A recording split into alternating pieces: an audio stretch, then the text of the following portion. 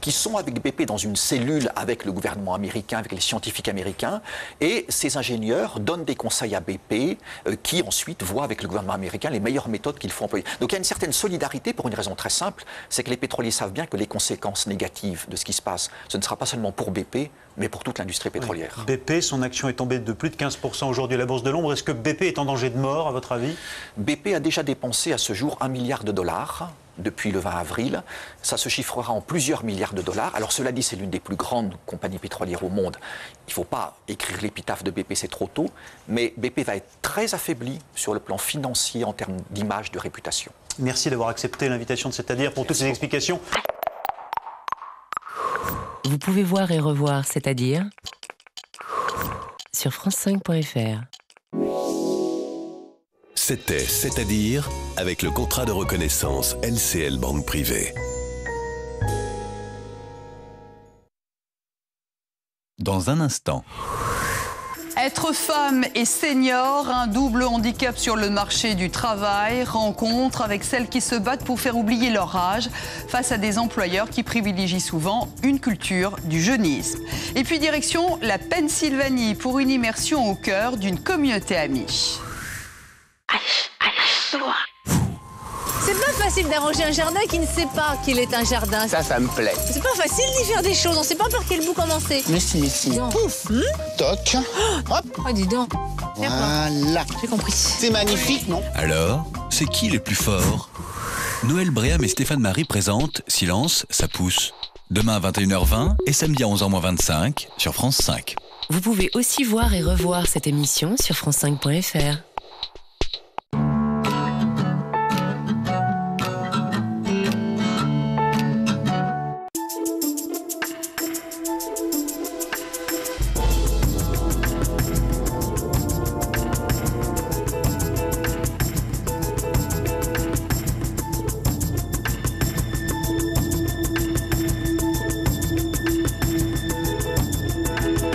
Bonsoir à tous, bienvenue dans ce nouveau numéro du Monde en face. Dans une heure, je vous proposerai une immersion au cœur d'une communauté amish aux États-Unis.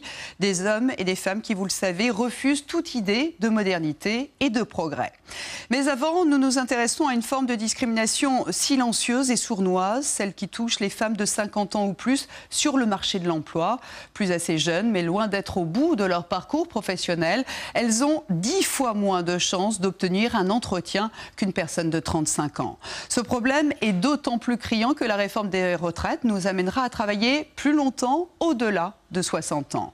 Lutter contre cette forme d'exclusion, c'est l'un des chantiers prioritaires de notre invitée Jeannette Bougrab. Bonsoir. Bonsoir. Vous êtes la nouvelle présidente de la HALT depuis à peine un mois. Hein. Oui, à peine un mois. Alors, aujourd'hui, avoir 50 ans et être une femme, est-ce qu'on peut dire que c'est une double peine sur le marché de l'emploi? C'est hélas effectivement une double peine parce que être femme demeure encore aujourd'hui la première forme de discrimination dans le monde professionnel.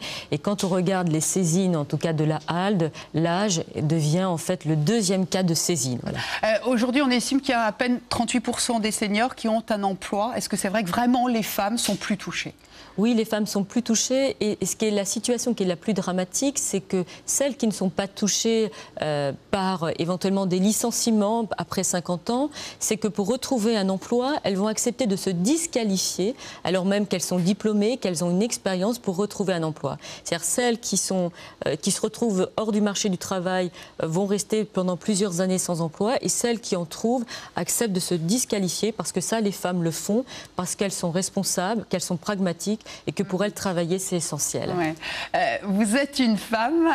Est-ce que c'est pour ça qu'aujourd'hui, c'est devenu un chantier prioritaire? Il y a une sensibilité sur cette question? Ah oui, ça je le crois. Et puis parce que je suis femme, parce que je suis issue de l'immigration, parce que j'ai un parcours personnel. Ce que je trouve étrange, c'est que ce pays qui est la France, qui est un merveilleux pays, eh bien, malmène ou ignore cette forme de discrimination qui est celle de la discrimination liée au sexe. Voilà.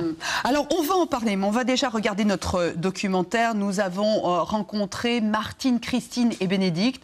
Elles sont des seniors. Après plusieurs années au sein de la même entreprise, elles ont été licenciées malgré de longs parcours professionnels et l'expérience qui va avec.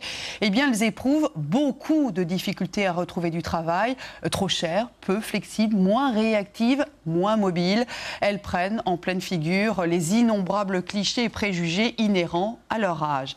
Affaire de femme, c'est signé Amélie Gonzalez.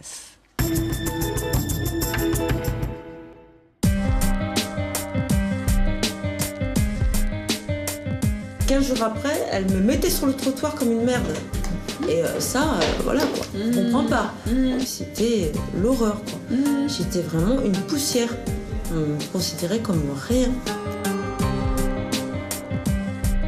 L'âge, je crois que c'est le truc tabou.